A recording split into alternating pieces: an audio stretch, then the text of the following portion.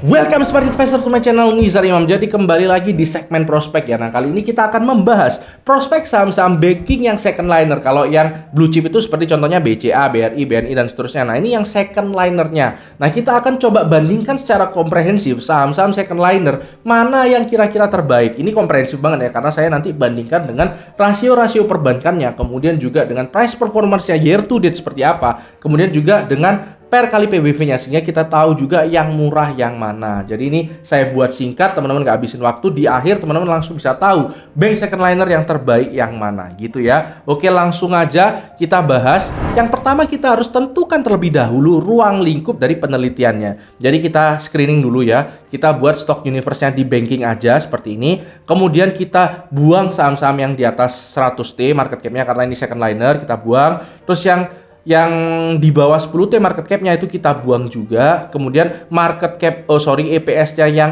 minus itu kita buang agar kita dapat saham-saham yang untung aja. Terus PBV-nya yang di atas 2 kita buang. ROE-nya yang di bawah 6 itu kita buang. Kenapa kok 6? Karena kalau di bawah 10 yang kita buang, kita ketemunya nanti cuma 2 saham, BJBR dan BJTM. Nah, kalau 2 kan nggak perlu di comparing yang gimana-gimana banget ya, karena udah dapat 2 itu udah lumayan. Nah, jadi ini kita pengen dapat pool yang lebih besar, sehingga kita pakainya 6 aja. Sehingga kita bisa screen, nanti hasilnya muncul seperti ini. Ada 7 saham kira-kira BJBR, BJTM, BBTN, BTPN, BNGA, NISP, dan PNBN. Kita akan ambil 5 teratas saja yang akan kita compare head to head. Gitu ya. Nah, cara comparingnya seperti apa? Kita pakai Excel nanti seperti ini ya.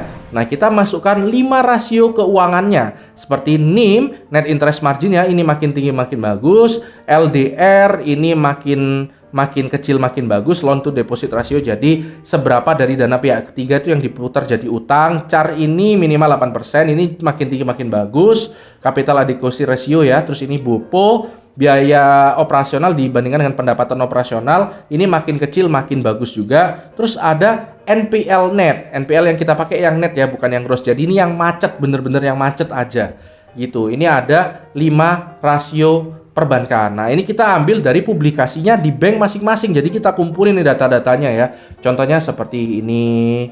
Ya, ini kita ambil BTPN ya. Kemudian juga contohnya seperti ini. Ini dari BTN ya, terus ini juga dari BJTM. Kita ambil rasio-rasio gini dari publikasi banknya masing-masing satu persatu. Nah, kemudian kita gabungkan juga dengan price performance-nya. Jadi year to date dari Januari awal sampai sekarang itu pergerakan harga sahamnya kurang lebih seperti apa. Nah, kemudian kita bandingkan dengan per PBV-nya dikalikan, jadi kita ketemu yang murah yang mana gitu ya. Nah, ini kemudian kita rankingkan satu persatu seperti ini. Nah, yang peringkat satunya itu kita kasih poin besar, poin 5 ya. Ini contohnya di net interest margin. Jadi net interest margin ini kan makin tinggi makin bagus ya. Berarti sejauh mana bank itu ngecas biaya untuk pinjaman yang diberikan gitu ya. Jadi ini makin tinggi makin bagus.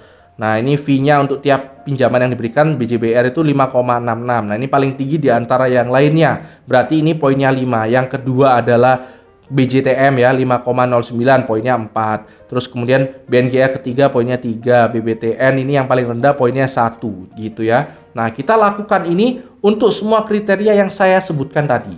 Gini. Nah, kemudian ditotalkan skornya. Nah, skor yang paling tinggi itulah saham perbankan second liner yang terbaik gitu ya. Nah, kita bisa lihat nanti hasilnya itu kurang lebih seperti ini.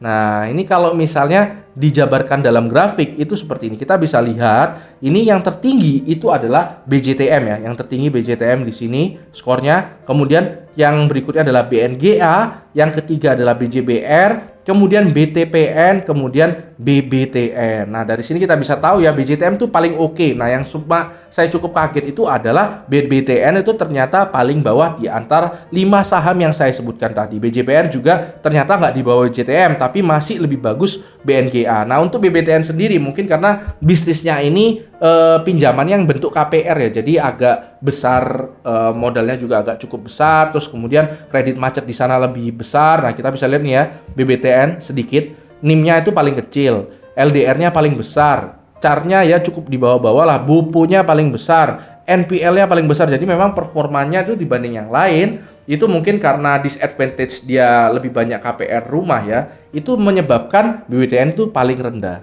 gitu. Nah, tapi harusnya kalau misalnya ada didukung oleh pemerintah dengan segala kebijakannya, harusnya bisa lebih baik lah performanya. Nah, mungkin itu aja episode kali ini, harusnya singkat, jelas, padat ya. Siapa yang terbaik dari seluruh perbandingan yang saya punya ini, itu adalah BJTM dan BNGA yang kedua. Itu aja episode kali ini. Karena hidup harus seimbang, tetap cerdas dan tetap santai.